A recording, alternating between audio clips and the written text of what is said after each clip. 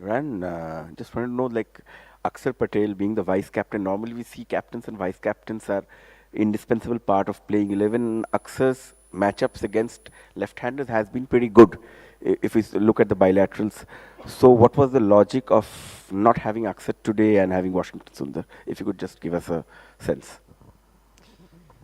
Yeah, we spent so much time deliberating about the 11, the last couple of days, and I guess the only way that it sort of didn't play into our hands is if we did have the ideal start like we did today with getting Quinton and Rickleton out so early. You know, we were kind of looking at matchups more in the middle, and then obviously someone has to give way. So, do we leave a batter out and get another bowler in? In hindsight, that looks like the right decision. But obviously playing it forward and making decisions at the time, we felt we needed Rinku, as an eighth batsman, so to speak. And the decision was based around there. But certainly it's not to take anything away from Axar and his leadership and how important he is to the team. But like we face almost every week, to try squeeze 11 places into 15, we're finding tricky, and we need to make sure we get that spot on for the next two Super 8 games. Ryan, quite a bruising loss this to India. Wasn't not many expected this. Where does it leave your team now going forward? Very disappointed in the performance, but when you set out to win a World Cup, don't expect someone to come deliver the World Cup to you on halfway through the competition. So we understand we've made a lot of mistakes tonight. We understand you probably allowed one mess up in this phase of the competition, and we've messed up on a grand scale, and now the onus is on this group of guys to turn around and put in two solid performances against Zimbabwe and West Indies. Obviously, with the way the group goes, you need at least 4 points to get through now, and it's going to need two big performances and a big bounce back from everyone involved. Tendo, Washi plays for the local IPL franchisee, and he was not a regular for his team. Actually, he did not even play he played only 1/3 of the IPL games for Gujarat Titans. In that context, how do you analyze the Washington selection, or you won't consider IPL performance or as any reckoner? I don't think that's necessarily relevant. You got to look up the makeup of his IPL team. We know what Washi's done while he's been with the Indian team, and we judge him on that. And a big part of the strategy today was how well he bowled in the T20 when he bowled in the power play, and that was obviously a big part of the strategy today, going with 3 out-and-out bowlers plus Washi, and two guys making up the fifth bowler. Winning that power play was going to be super important, and we more envisaged him bowling 2 overs in the power play, not knowing that they were going to be 30 for 3.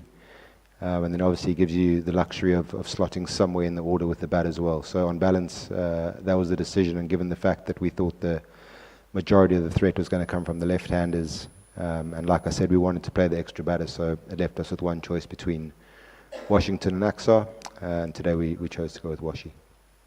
Tendo, hi. When this team was being put to defend the World Cup, there's obviously a lot of emphasis on left-handers, a lot of emphasis on left-handers up top. Today, 3 left-handers, all of them dismissed in the power play. Again, South Africa opening with an off-spinner. Will this team management and leadership group have a talk about bringing back somebody like a Sanju Samson just to break that top? Yeah, of course we have. And look, in the 5 outings we've had now, 4 teams have opened with part-time off-spin, and it's got a wicket every time, apart from the USA game where we lost Abbey without score in any case. So, to start every innings 0 for 1, I think it's literally been 0 or a couple of runs for 1 every time, is obviously putting pressure on the link players. Tilak and Sky, their role is to link up with the guys at the back end, and it hasn't gone that way. And look, there's a lot of inexperience in the team, and you want a settled team. These guys have done it all before. They're all fantastic players. So, do you stick or twist? Do you stick with the guys who we feel they've performed really well over the last 18 months and who are maybe shy of a few runs now? Or do we twist and bring Sanju, who's also a fantastic player and obviously helps with tactically with having a right-hander at the top of the order? And I'm sure that'll be a talking point over the next few days going into these two very important games. Ryan, we didn't get to see much of Abhishek in the first 4 games, first 3 matches that he batted, but he did bat today, and it looked like he was desperate for just the hacking at the ball, and there seems to be an obvious problem there, and with Rinku, who's also not doing much down the order. So how much of a concern is that you don't have too many backup batting options, specialist batting options in the side? It is a concern. The bulk of the runs are coming from the... Surya's been obviously very good, and obviously Shivan's been very good. And like I say, you've got 4 quality players there who haven't delivered so far in this, or up to this point in the competition. I certainly won't make excuses for Abby or Tilak. They don't need excuses made for them. But I think Abby's preparation coming into the World Cup with the food poisoning that he had at one stage has obviously hampered his progress in terms of where we want him to be at this phase. You want him to be up and running and sort of confident in his swing and confident in his game plan. And when you score 3 zeros, that is going to start weighing on you. I saw some really good signs on Friday night in the net. I think I mentioned it in the presser then. But he looks a little bit short, and our job as the coaching staff is to pull that right. We've got 4 days to do that. Rinku, I think that number 7, 8 position has become incredibly tough in T20 cricket. You look where he walked in against Namibia, he's had to turn down the single 3 or 4 times. So yes, it looks like he scored 2 of 8 balls, whatever. And then he comes in a pretty hopeless situation again tonight, and he's opted to go for the boundary and try to get us as close as we can. And on a wicket that holds a little bit, that can happen. So he hasn't had the best opportunities, but that is the nature of the position as well. And we're at the phase now where it's only performances that are going to talk. There's no point talking about rhythm in nets or how guys are feeling or what they're not feeling.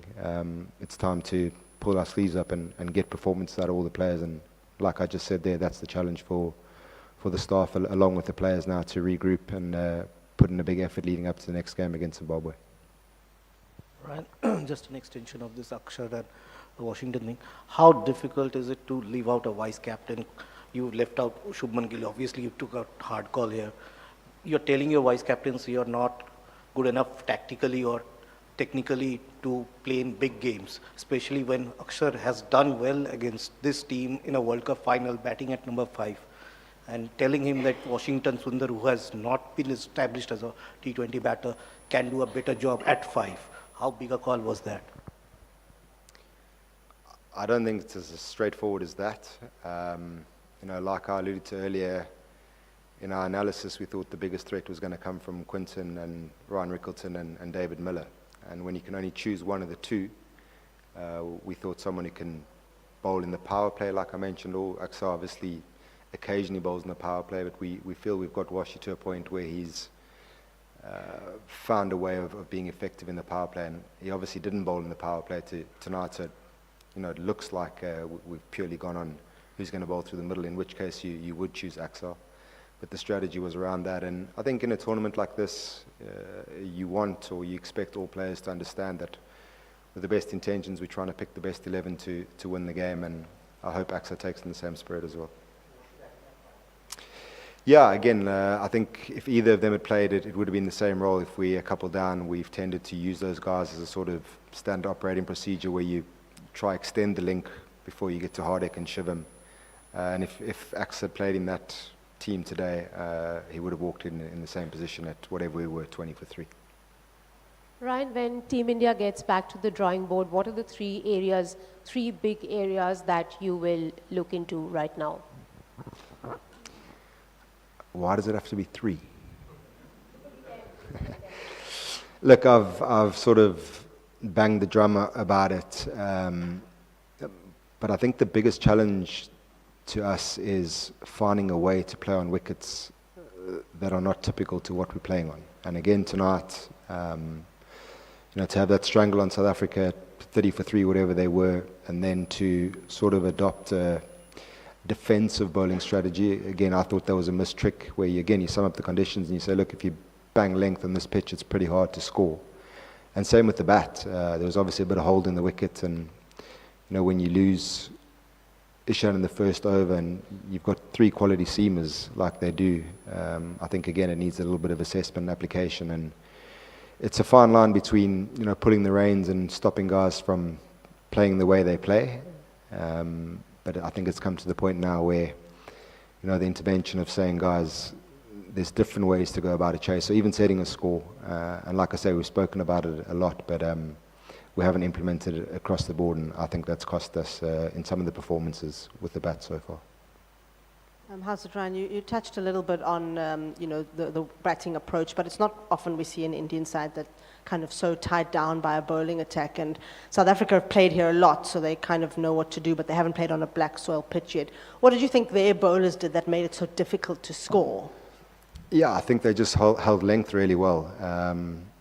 You know, certainly not to single anyone out, but the first boundary we conceded was to Rickleton, you know, was banged into the pitch at his right shoulder, and that looked like an easy scoring shot, and the second boundary was a full toss, and in between there wasn't much, which was an indication that if you held the pitch, we felt it was a little bit skiddy and a little bit stoppy, a little bit too pace for the seamers, and I thought South Africa did that very well. Obviously, Lungi's the point of difference there with the slower balls really full. Again, we've spent so much time this week on sort of planning for that, and, you know, credit to him, despite all the planning and the game plans around that, he's certainly very deceptive and very difficult to execute against. But by and large, I thought the three seamers held their lengths really well, and, you know, didn't allow us to free our arms and didn't allow us any easy boundaries, and that was probably the difference today between the two teams.